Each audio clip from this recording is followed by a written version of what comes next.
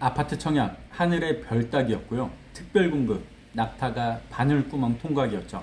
그런데 하늘의 별 따기가 조금 더 쉬워질 예정이고요. 낙타 바늘구멍도 조금 더 넓어진다고 합니다. 나라에서 청약 개편을 추진 중인데요. 1인 가구 그리고 자녀 없는 신혼부부에게 특공의 문을 조금 더 넓혀준다고 합니다. 좋게 말하면 더 많은 분들이 특별공급을 쓸 수 있는 거고요. 나쁘게 말하면 경쟁률이 올라가는 특공이 생긴다는 건데요. 그래도 지금까지 기회가 없거나 적었던 분들한테는 좋은 쪽으로 해석해도 좋을 것 같습니다. 이제부터 무슨 내용인지 살펴볼게요. 오늘 머니투데이 단독 기사입니다. 달라지는 주택 청약, 1인 가구, 무자녀 신혼도 기회 확 열린다, 이런 제목의 기사인데요.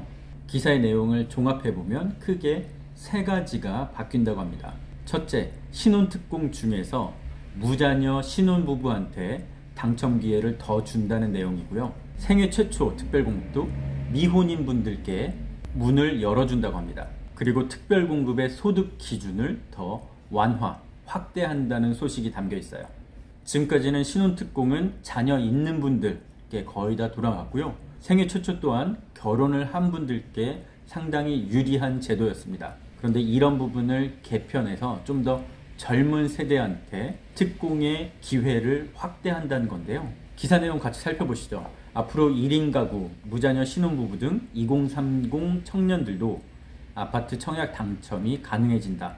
지금 당정에서 협의를 하고 있다고 하는데요. 당은 정당, 정은 정부, 그래서 여당, 야당, 정부가 서로 의견을 모으면 이 내용은 통과가 돼서 시행을 한다는 내용이고요. 여당이 다수당이니까 정부와 별 이견 없이 이 내용 그대로 통과할 거라고 보고 있습니다. 이르면 이번 주 안에 생애 최초 신혼부부 특별공급 기준을 일부 완화한다.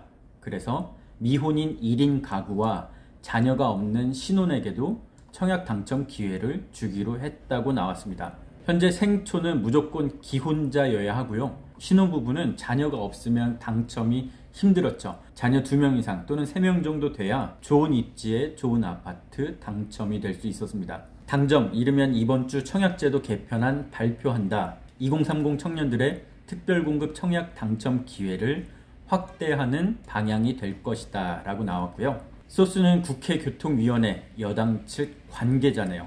자녀가 없는 신혼부부나 결혼을 하지 않은 분들은 특별공급에서 거의 배제됐었다. 생애 최초와 신혼부부 특별공급 물량 중 일정 비율을 이들에게 줄 수 있도록 청약제도를 일부 개편하려고 한다. 개편안은 이번 주 안에 당정 협의를 걸쳐 발표할 예정이라고 나왔습니다. 지금 검토 중인 내용은 우선 신혼부부 특별공급 물량 중 일부를 무자녀 신혼부부에게 주는 방안을 검토 중이라고 하고요.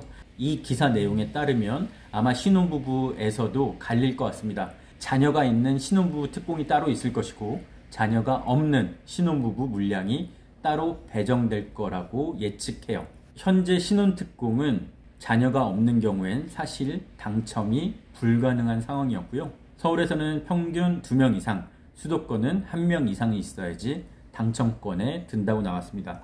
하지만 최근에 청약 경쟁률이 워낙 높다 보니까 2명, 3명 이상 있어야지 조금 안심이 됐었죠. 결론은 무자녀 신혼부부는 아무튼 당첨이 안 됐다. 그래서 이런 부분을 무자녀 신혼부부한테 일부 물량을 배정할 것이다, 이렇게 나와 있고요. 생애 최초 특공도 바꾼다고 합니다. 지금까지 생애 최초 특공은 혼인 중이거나 또는 자녀가 있는 사람만 생애 최초 특공에 넣을 수가 있었는데요. 결혼 여부가 조건에 들어가다 보니 미혼인 1인 가구는 아예 당첨 기회조차 없었다라는 문제점을 의식해서 혼인 여부와 상관없이 생애 최초 물량으로 배정하는 방안을 검토 중이다라고 나왔습니다. 생애 최초 같은 경우 미혼인 분들께서 쓸 수 있다면 아마 많은 분들께서 청약을 넣을 수 있을 거라고 보여지고요.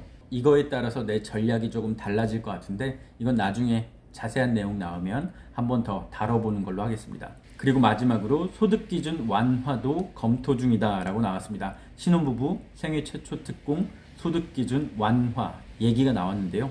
현재 맞벌이 기준 월소득 160% 이하인데 이걸 연소득으로 환산하면 1억 1천만 원, 이 소득 기준을 더 높여서 특공을 신청할 수 있게 하겠다, 이런 내용입니다. 지금 1억 1천만 원에서 1억 2천이 될지 3천이 될지 그건 정해지지 않았지만 소득 기준은 더 높아진다, 이런 내용이고요. 이번에 결론, 청약의 기회는 더 많아진다, 더 많은 분들이 쓸 수 있다. 하지만 문이 넓어지는 건 아니다. 오히려 같은 문으로 더 많은 분들이 들어가다 보니까 경쟁이 더 심해질 수는 있겠죠. 그런데 지금까지 청약을 아예 못 쓰는 분들이 쓸 수 있으니까 기회의 확대라고 보는 게 맞을 것 같습니다. 특히 자녀가 없거나 아니면 미혼인 분들, 좀 젊은 분들이겠죠. 40, 50보단 20, 30 세대한테 조금 더 기회가 주어진다고 보시면 될 것 같고요.